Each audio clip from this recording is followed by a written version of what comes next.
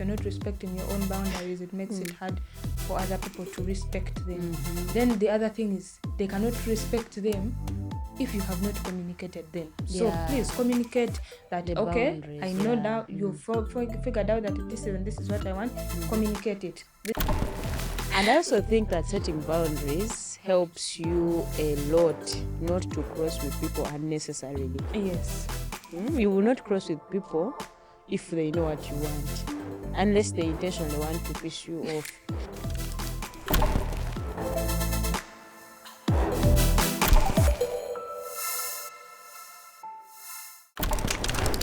Welcome to the Wellness Podcast, where faith, relationships, and lifestyle intertwine to inspire growth and development. I am Grace and I'm here with Susan. Today we are going to talk about something that a lot of us struggle with: boundaries. Now, whether it's with family, with friends, co-workers, or even yourself, boundaries are important. But before we dive into it, let's have the quote of today, which is from the book of Proverbs, chapter 25, verse 17. And it says, "Do not spend too much time in your neighbor's house, otherwise they will get fed up with you and hate you." So this verse kind of points towards boundaries, that sometimes people may not put the boundaries, but you as a person, you should know that I've crossed the line here, I can't come every day to someone's house. But what are boundaries? Boundaries are limits or guidelines that an individual puts in place to define what is acceptable within a relationship and how they would respond if those limits are crossed. Now that we know what boundaries are, let us talk about why they are important. Susan, why do you think boundaries are important? Thank you very much. Boundaries is something that you set, according to me. It is something that you set, and then you also set what might happen if people do not respect it, or even you yourself if you cross. Because we're not looking at you as a person alone, but then you're also looking at the people that you're going to interact with. Yes. Because boundaries is two-sided. I can set the boundaries, but then I have I have the obligation to also honor the boundaries set by another person. Yes. So I think why we need boundaries is, first of all, to me, is to encourage healthy communication. Yeah. Healthy communication is people know what you can entertain and what you cannot. So this keeps the conversation balanced. People know that there are certain jokes that they cannot crack. Yes. However free or however, so close you are to the person, but there are some jokes that are expensive. Yes. And I will really give an example of the quick jokes that people make without subconsciously knowing that maybe they're actually crossing boundaries. Yes. Jokes that comment on people's weight. Oh, you're fat. Your fat is not a compliment. It's not. You're crossing the boundaries because you have no idea what this person is struggling with in terms of weight. So if you cannot keep it to yourself, just don't say it. Because the person might not react, but then you're crossing a boundary. It's not within your definition or within you to begin commenting on someone who's, Yes. Yeah, it's like you visit someone's home, then you find maybe 8 children, then you now begin throwing comments. So even this one is yours. How many children do you have, you people? This is too much. No. Yes. You're crossing boundaries without knowing. It could be something that maybe you're close to this person, but the fact that they have not disclosed to you why they have so many children, don't cross the boundaries. Or why they don't have children. Children. Sometimes it's why the person doesn't have children. You visit a couple that is recently married, and then you're asking them, so when are you having children? You people, are you planning? It's no, they have not shared with you. Do not ask. Yes, but of course now in such a situation, when we're talking boundaries, this is where you who is offended, you need to come out and say, I understand. Maybe you have a concern about my weight. Maybe you have a concern why I have been married for 2 years without a child. Yeah. Maybe you have a concern why I have many children. But please, that is not something I want to talk about. Yeah. Please do not talk about it again. So you have passed on your message nicely, but you've Yeah. also set the boundary. This person will Yeah. know the next time that you're not I will supposed not. to come and just begin again. Yeah, But of there course, now is- if you do not say anything, Yeah, they will will feel come with like another it's person normal. another day. Mhm. See, the last time we were here, Mhm. I even I was talking to sister who and we were wondering why up to now you people don't have a child. Yeah. Is there something you get? Because you did not set the boundary initially. Yeah, and also I think after that, it's like you visit a woman maybe who was just given birth. Yes. Instead of congratulating them that they have gotten a baby, you begin to ask, was it CSS or it was normal? Like, just congratulate them Yes. and leave the rest. If they feel they should share the means in which the baby came, Yes. they will share with you. Yeah. So I think it's important. It helps us to communicate with respect Yes. when we are relating with people. Yeah, setting boundaries is also good for your emotional well-being. That if someone kept saying something to you and you never told them that this is not something that I want to talk about, or this is something that I'm not comfortable sharing with anybody, or this is something that you have done but I do not want, I'm not a person who is okay with something like this, or me, I want this or this. Sometimes you might set them before even the person crosses. Yeah. You might say, okay, we are maybe we are going to start working together, but here, while we are working here, this and this and this is what we do, and we don't do this and this and this. So you have already set the boundaries before any interactions, which protects you. Your personal Yes, your emotional well-being, that somebody is not going to say something that will stumble you, or someone is not going to enter into your time, maybe for family, and it ends up stumbling you. Yeah, Yes, true. and sometimes we feel like it is maybe the boss that should set the boundaries. Of course, there are those that they set, Yeah. but even you as an individual, there are have those your there are those own, yes, there are those boundaries you can set and say, okay, me after this, maybe you can say, me after 5, I'm not going to answer work calls. Hey, I'll be home with my family. You are entitled to that, as far as it does not, of course, cross with what the work requires, or even in a relationship or with friends. Like me personally, if you call me after 9, those are your problems. We shall try again the Unless next I day. told you that I'll call you at 9 or beyond. Exactly. Or if your family, I think that one I only allow people who are family, because it could be an emergency. But for friends, okay, it also depends on which friends. But you met somebody today, last week, or we are colleagues. Now you want to call me at midnight with an emergency. Who were you calling before you met me? It was not me. You get? So me, I have set that boundary, and the other thing is respect it. You as the first before anyone else respects your boundary. Yeah. If you yourself, you're not respecting it, there is no way they're going to respect it. Now I have said I don't pick calls after 9. You've called after 9. I have picked. Then I talk. Then I say, by the way, I told you after 9, but we have talked now. It's midnight. Yeah. Tomorrow you call again. I have not respected my own boundary. Yeah. I do not expect you to also respect that that true. boundary. Yeah. I was watching something online recently where Apostle Joshua Suleiman said, if I'm sleeping, I'm sleeping. Don't call me. If I don't pick, call police. If it's an emergency, call police. When I wake up, I'll call you back. It sounded like it was a rude thing, or like being arrogant or what, but then that's the boundaries that he said. Yes. If he's sleeping and you call, he will not he will not pick when he's sleeping. He values his sleep. Yes. So if it's an emergency, call police. He's not police. Yes. Again. And I think I kind of understand him, because a lot of times as Christians, we feel like it doesn't matter what time it is. We have to call the pastor if we want. Hey, my child is having fever. Hello, At 3 a.m. Papa, please, my child, pray call. Hey, every small thing. But this man has a home. He also has to be a father in that home. He has to be a husband in that home. Now you're calling him at 3 a.m. to come and pray for your child, as if he's the only one who has access to God. And they believe, I don't know now, if you don't have access to God, do something. So we feel like we are entitled to it. And I feel like it was good for him to kind of put that boundary. Yeah. And it might hurt some people, and some people might feel offended by it, but it protects his family, it protects his personal life. Yeah, And it is personally, I think I would agree with it. Yeah. I would agree with it. And I also think that setting boundaries helps you a lot not to cross with people unnecessarily. Yes. You will not cross with people if they know what you want, unless they intentionally want to piss you off. But setting the boundaries gives no room for these I call them minor stumbles, where someone maybe speaks something without knowing that you don't. But if they know and they still go on, then they are crossing.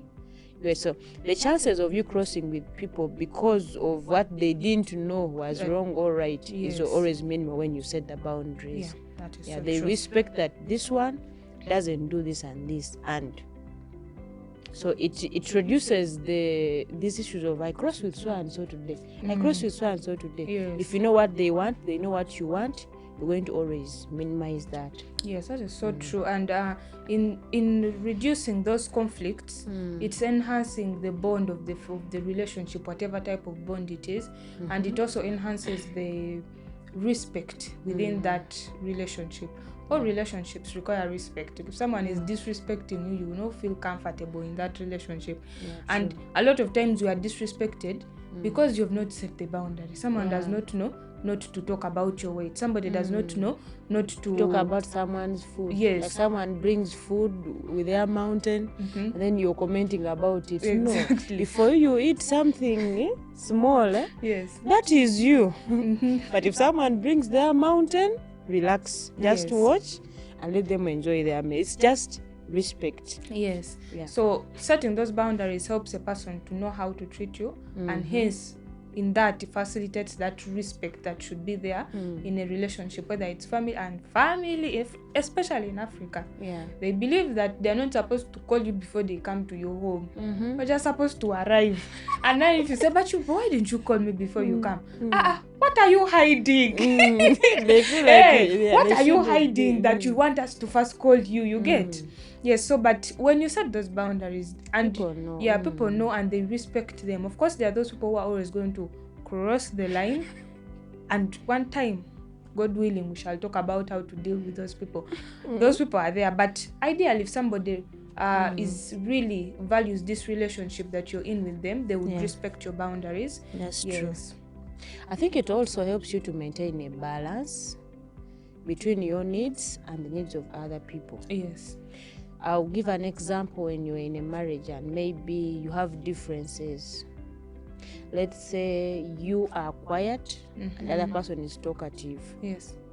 So there is a point where you would want to have quietness.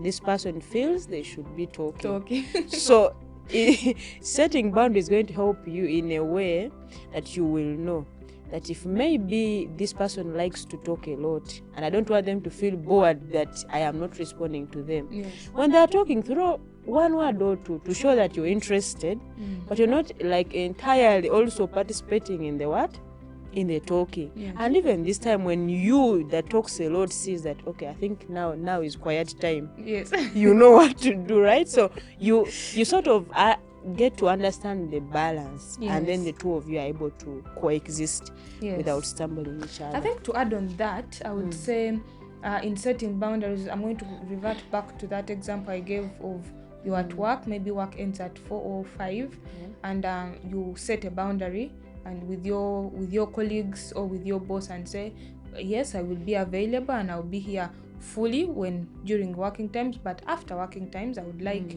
to have time with my family.